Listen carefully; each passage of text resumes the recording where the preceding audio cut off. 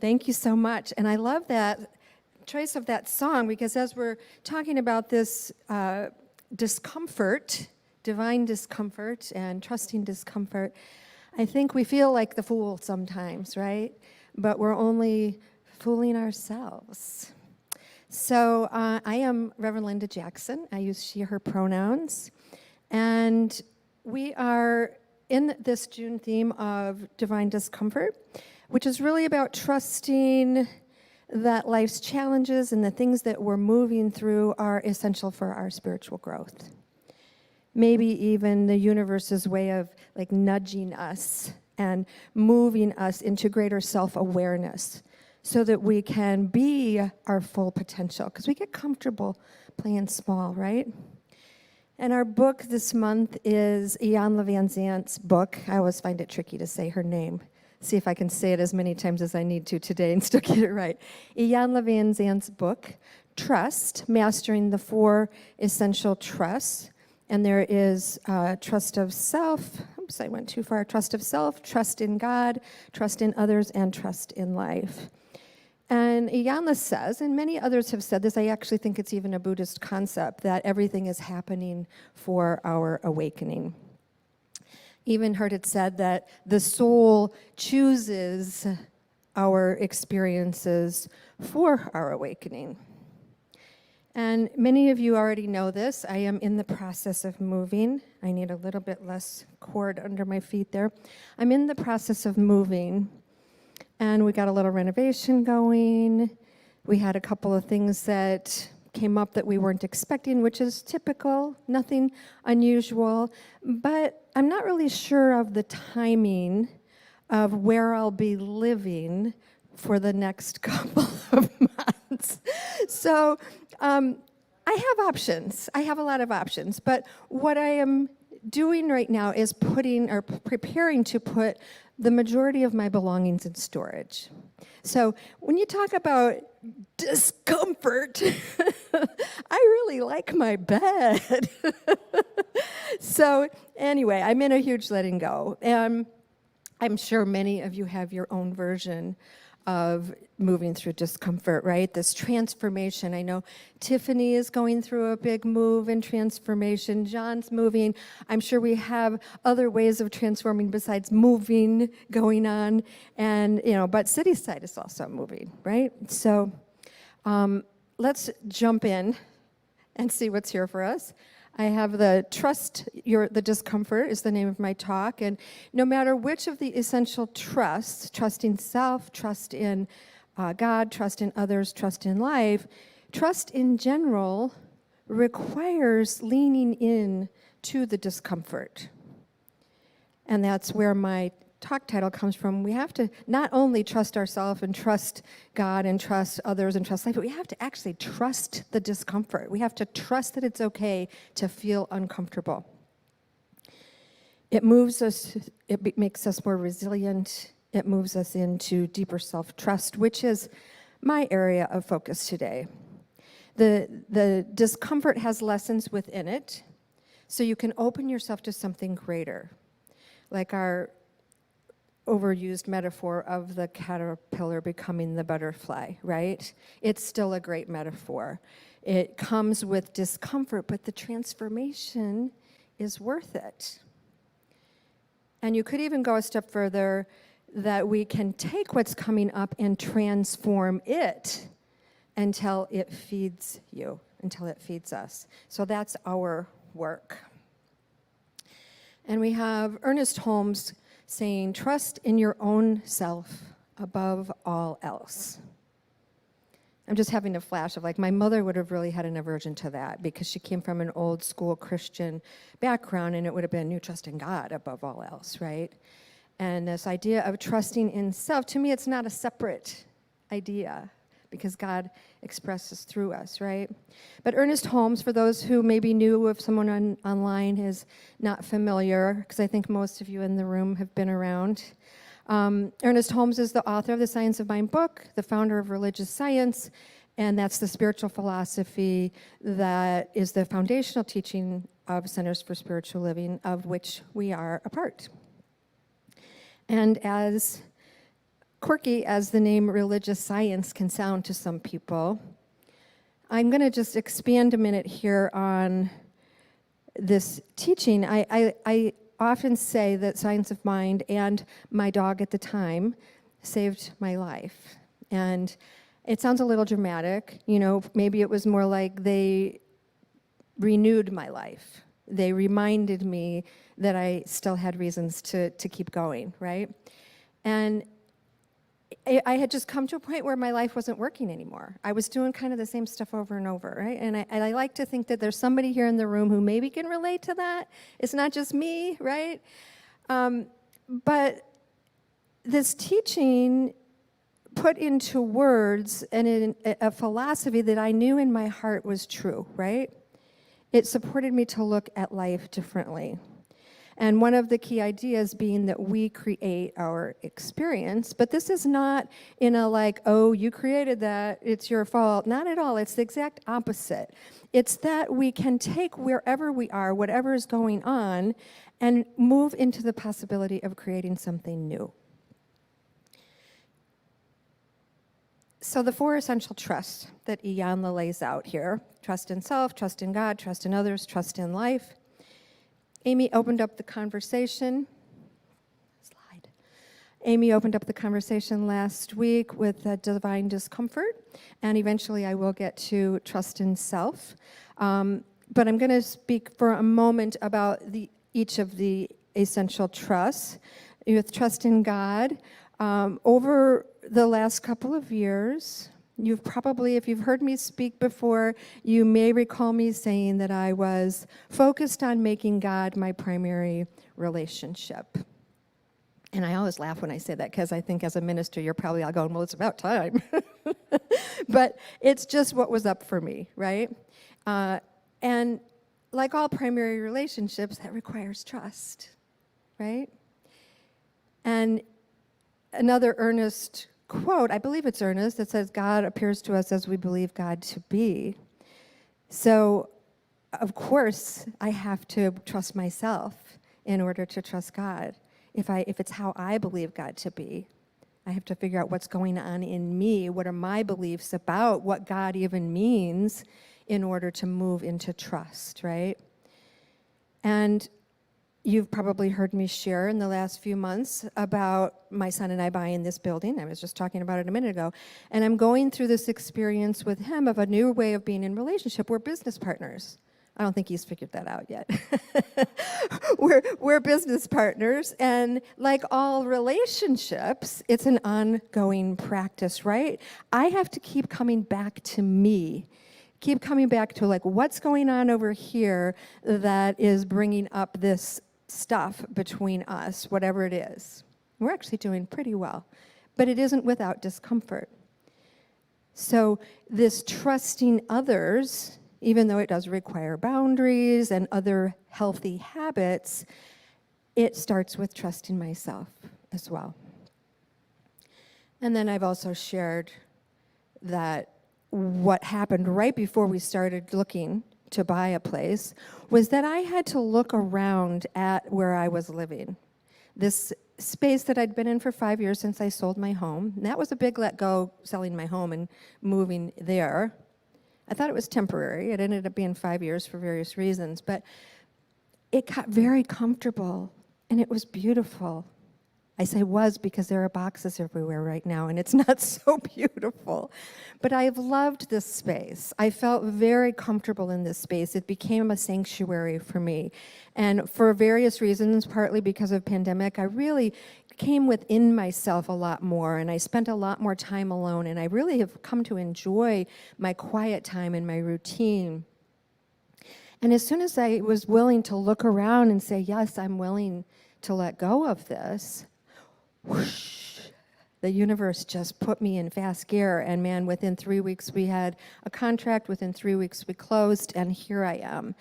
And it's that trusting the universe, trusting life, that opened that up, but I had to trust myself. I had to trust that I would be okay letting go, that I would be okay being out of my comfort zone, not having my little sanctuary, that something else will come, and perhaps even something greater, where if I stay in what is, I could do this happily for the rest of my life, but would I grow? Would I become bigger, greater? Would there be more in my life? And I'm not saying y'all have to go move in order to have something different. I'm just saying this is my experience, right? And I wouldn't be in this hands off the wheel kind of experience if I didn't trust myself and God and others. So, as is often the case, these essential truths kind of weave together. They're not just separate little things that happen, right? But they all require that I am trusting myself. Another Ernest Holmes quote, God, or you can put it in source, creator, universe, life, whatever you want, God can only do for us what it can do through us. This is the good news, right? We are individual expressions of the divine.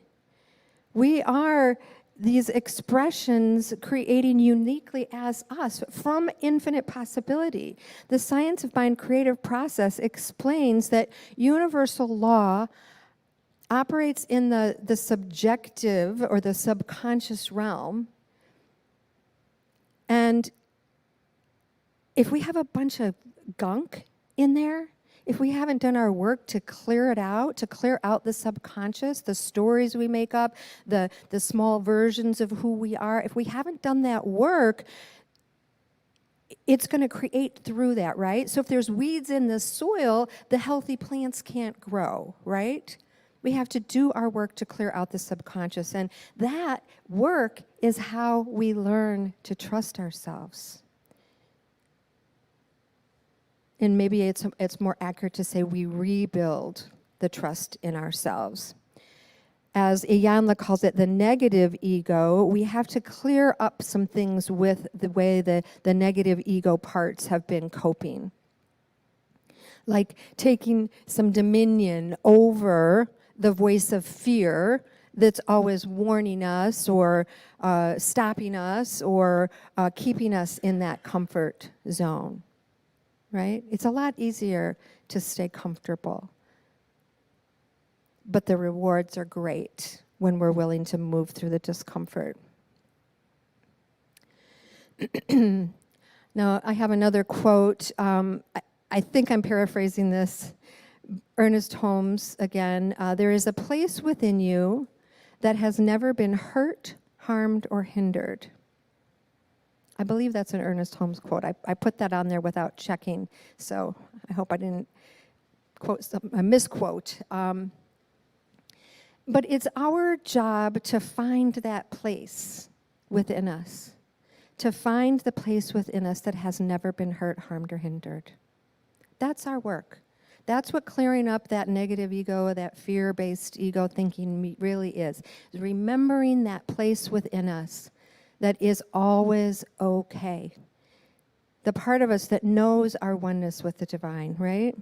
And from that place, you can create anything. Whatever's going on in your life, whatever situation or experience you have, when you know this place within, you are a clear channel through which the good flows, through which God creates, right? And when I consider my current situation from this mindset, I don't need to figure it out. I don't need to know where exactly I'm going. And trust me, that feels scary. Just saying. I won't go off on that tangent. I know we have a lot to cover today.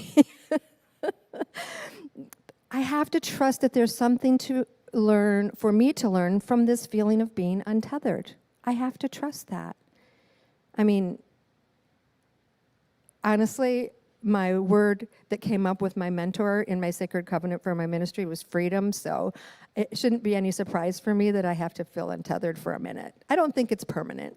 I think it's just a part of the process of me becoming something else, becoming more than what I am right now. Oh, have you not been hearing me? So what I realized is if I try to control it, If I try to, I'll get an Airbnb for 2 months, or I'll go stay at my sister's house, or all the things, because I have lots of options and I have many friends that I'm planning to visit, and it will be wonderful, I think. But if I try to reel it in and make it comfortable for myself right now, then I'm missing the opportunity. I'm missing that possibility for me to experience something new, to experience something greater than what I've been living in, right? So once I realized that, I can honestly say that I don't really want to know exactly what's next. I'm kind of getting a kick out of this new way of being in relationship to my life. It's the first time in my adult life that I didn't have a plan. I mean, I have a loose plan, but I don't have a plan for like where I'm going after this. Well, kind of I do, but I think you get the idea. But I want to see what else is there for me, right? And in order for me to experience the 4 essential trusts, trust in self, trust in God, and others, and in life, I have to remember the truth of who I am as that unlimited potential, as that freedom, as that expression of the divine. This is an opportunity for me to experience more God moving through my life. Who doesn't want that? I'd be a fool, like the song said. So, how do we get there? Iyanla says trust can be complicated, and I'm adding to that, and sometimes confusing, right?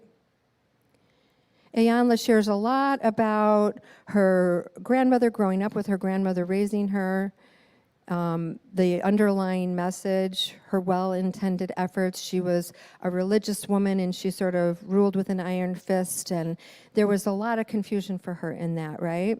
Her mother had died, her father was absent, her father was an alcoholic. Grandmother was doing her best, but Iyanla realized that she couldn't really trust others. That was what she came to believe, right? And she stopped trusting God. And as this coping mechanism for trying to move through life with all of this uncertainty, she realized it was safer, or it felt safer to her, not to even trust herself, right? Not to trust her own instincts, because a lot of times her instincts would tell her to do something and it'd be the very thing that she would get in trouble for. And a lot of us have had experiences like this, where we've moved through life, maybe in our childhood, maybe later, where we have felt we should do something, and then we were shunned or shamed or ridiculed or put down for it. And so we stop trusting our divine intuition. And she offers many examples of her own and other stories where people have their instincts invalidated. And she says that adults are usually better at trying to control the situation than they are at dealing with the emotions that come up, right? And I'm just kind of curious if anyone can relate to this feeling, you have nothing to cry about, or I'll give you something to cry about, right? You're imagining it. That can't really be what's happening, that sort of gaslighting thing, right? And I hope you folks online are sharing also. Or how about like when we give the kid a popsicle in the store to have them be quiet, instead of asking them what they need, like how are they, what's happening? Right? I think we know better as parents now than maybe some of our parents did or their parents did. But in extreme cases with abuse, it's even more confusing when someone we love or someone responsible for our safety is violating us in some way, right? It may feel safer as a matter of survival to give them what they want, not really knowing what the price will be that we'll pay for that later, where we have further eroded our self-trust, thinking it's my fault if I was abused, right? Even sympathizing with the abuser. Is that Stockholm syndrome, right? When trust is violated, we learn to not trust anything or anyone, and eventually not ourselves. And a lot of us have trained ourselves to ignore our intuition. There's an idea of a nourishment barrier, which I learned in some training I did. I'm not going to go into it. If this is resonating for you, I invite you to look it up. It's a complex idea, but it's based on the idea that we need to feel safe. It's Maslow's hierarchy of needs, our basic need for safety. And when we're trying to get our need met for safety, and it doesn't feel safe to try to have that need met, it doesn't feel safe to feel safe, we learn how to live in a world that is a little chaotic. And this is just one of the many ways that Iyanla is encouraging us, inviting us to look at what we have experienced, to look at the stories we've made up, to look at what we believe about ourselves and the world, and to clear that out and to remember who we really are. So everybody take a breath. This is heavy stuff. Big breath. Woo! So from the Facets of Unity by A.H. Almas, when this state of basic trust is present, the development of the soul moves toward being, and when basic trust is relatively absent, the soul develops more toward ego. I think this is really fascinating. So we always develop an ego, but we identify with it to the degree that we have basic trust. So however much basic trust we have determines how much we get into our ego and our personality, right? I love it. Y'all are taking pictures. Somebody likes this one. So it explains why spiritual development comes so easily for some and is largely non-existent for others. That idea of basic trust. And in that writing of the Facets of Unity, they explain the ego as a psychic structure that is based on crystallized beliefs. We believe, about who we are, what the world is, and we experience ourselves in the world through the filter of that structure.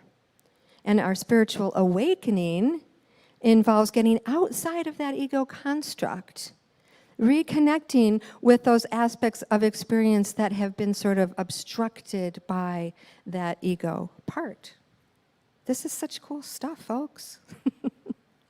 It can be difficult to let go because we're so identified with the ego, it feels like a part of us, we're losing a part of ourselves, right?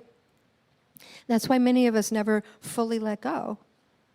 That's why many of us keep ourselves smaller.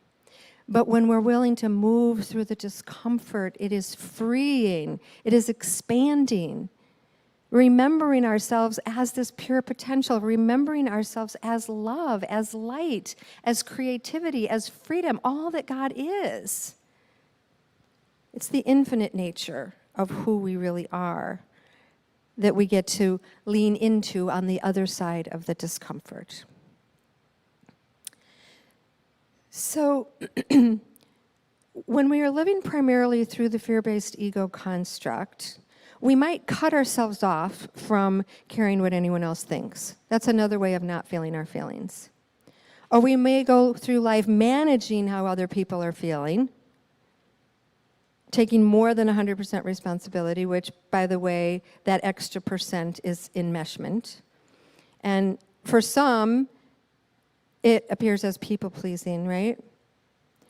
For some of us, we think we're taking care, we're helping, they need it, right? I need to do this for them. But what we're really doing there is also trying to alleviate our own discomfort. We're not letting someone else go through their growth. It's a typical hero on the drama triangle. And it's an indication that somewhere along the way, we learned to override our feelings. So not only do we not trust our bad feelings, we don't trust our good feelings, and we probably don't even know how we feel when we're in that role. I know that's how I lived many years. Around that time when my dog and science of mind saved my life, I was just starting to realize what I was doing. I didn't even know what I wanted or what I felt. I thought I did. Anybody else have any of this? Y'all just let me bare my soul and know, okay, I got it. There's a few nods, a few smiles, all right. So when we do not trust our feelings, we cannot trust ourselves. Not only do our feelings matter, they are at the core of whatever we believe is the matter with us. Feelings are a fundamental means of communication that arise from our internal landscape. To rebuild self-trust and to begin our healing, we have to retrain ourselves to pay attention to our feelings. So I just want to pause for 1 second and say, what are feelings, right? Because as a society, we conflate emotions and body sensations all as feelings. So it's very important for us to understand what we're talking about when we're talking about how we feel. And I like to use the words an emotion or a physical sensation to help me separate or distinguish between feeling of an emotional kind and of a physical kind. And Iyanla had said, feelings are a fundamental communication that arise from our internal landscape. It appears she's talking mostly about emotions, but I think it's important that we are paying attention to both our physical sensations and our emotions. They are speaking to us all the time. And we have to retrain ourselves to pay attention to both the physical sensations and the emotions. A lot of us have been living from the neck up for a long time, and we can get back into our feeling. Iyanla says, feelings are the language through which your life speaks to you. It is important to trust what your life is trying to communicate. If you have a limited emotional vocabulary, meaning you cannot name what you feel, or a sparse emotional library, meaning you have little to draw from, you will spend a great deal of time chasing things that will not truly fulfill your needs. That was my life from my 20s to my 40s, folks. Woohoo! My girlfriend used to say, chasing fun. Yeah, it was fun for a minute until I felt empty, right? Until I really realized that what I was seeking out here was not going to fulfill what I needed in here. You can't hold on to fun. So trying to fill ourselves up from the outside, chasing things that don't fulfill our needs, is how self-trust breaks down. I think that's really a valuable little nugget. When we're trying to fill ourselves up with things on the outside, we break down our self-trust. We have to remember to rely on ourselves.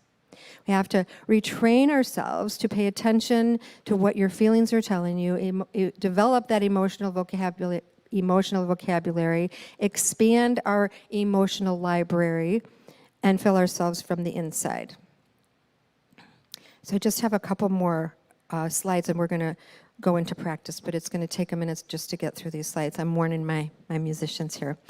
So when you're not in touch with your feelings, when you cannot name them or do not give yourself space and permission to feel them, you are left with needs that do not go away and that you are unable to fill. I just did a training on peace building and restorative justice, and most of the conflicts that we experience in the greater world are unmet needs. Our conflicts with one another are based on unmet needs. If we get in relationship to our unmet needs and take care of that for ourselves, we can resolve much of the conflict in our other relationships and in the world. So when we spend time gathering facts externally, we miss the information that we're getting internally.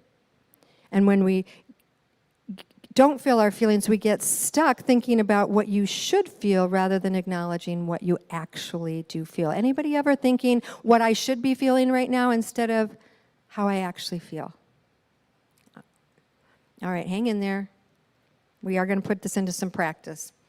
Once you begin to identify and separate your truth from all the misinformation that you believe about yourself, you'll understand that you, just as you are fully equipped to navigate through all the challenging people and circumstances in your life and come out on the other side intact. Always remember, this power is within you. It will guide and protect you and you will be okay. That part that will never be hurt, harmed, or hindered will move you through. All right, so my musician friends are going to come up here and give us a little underscore as we take this into some practice. So as we take this pause for practice, it's an invitation to create more awareness about body sensations, emotions, and thoughts. And I learned some of this from the 15 Commitments to Conscious Leadership, but I've modified it and I've made it my own practice. It's a great way to develop awareness of how we feel and rebuild that trust. So I invite you, if you're comfortable, to turn your attention inward, to allow yourself to relax and trust the process. Maybe take a couple of deep breaths to get yourself fully centered and present to yourself, to doing this work for yourself. And allow a recent trigger to come to your mind. Whatever it was, whoever was there, whatever the situation was, just allow something to rise up. And kind of let yourself refresh on what was said or what happened and how it went. And just stay there for a moment. And allow yourself to notice what happens in your body when you have this trigger. What are the sensations that you're feeling? No story here, just the sensations. Identifying the body experience, the body sensation. And then notice what emotion or emotions you're feeling. It might be a cocktail. Sad, mad, glad, scared. Some variation on those, anxious. Again, not making up a story, just identifying it. And then taking a moment to notice what the thoughts are doing. Just watching, witnessing, observing. What are the thoughts now doing?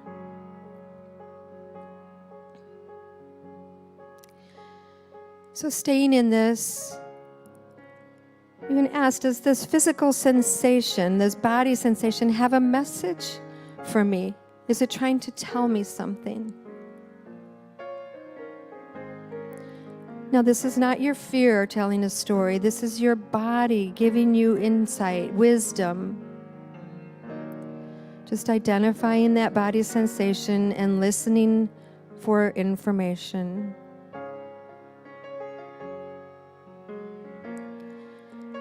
And trusting that if there is a movement or a physical expression that would support you in moving that energy, you are welcome to move and express here, or you can take it home and do it later.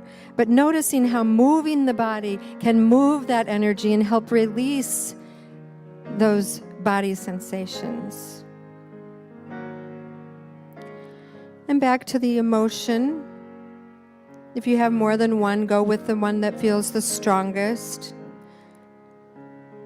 And just inquiring, does this emotion have any information for me? What is it telling me?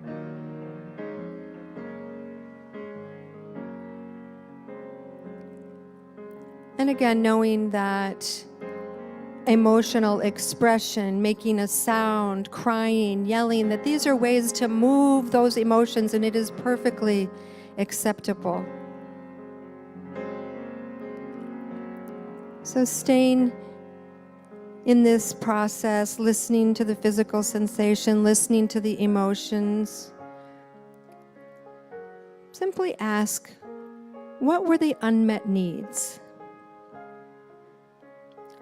What unmet needs have been running in the background? And what can you offer yourself to meet those needs? as you offer yourself this practice, you begin to rebuild self-trust. You can trust yourself to listen to what you need. You can trust yourself to meet your needs. And as we trust ourselves, we can trust the divine. We can trust in God, in others, in life. And so I just take this into our closing, just affirming and knowing that each of us is deepening in knowing ourselves as an individual expression of the divine. That as we rebuild this trust, as we say yes to caring for ourselves, honoring ourselves, meeting our needs, that we calm that inner fear. We calm that part of us that is afraid or playing small. We open ourselves to greater possibility, to greater freedom. We trust in the divine. We say yes to Spirit. We allow Spirit to guide us, direct us, and we trust and know that all our needs are met, that we are guided into the high idea of who we are here to be, and that we are a yes to living that full expression. All of our resources, all of our needs are met.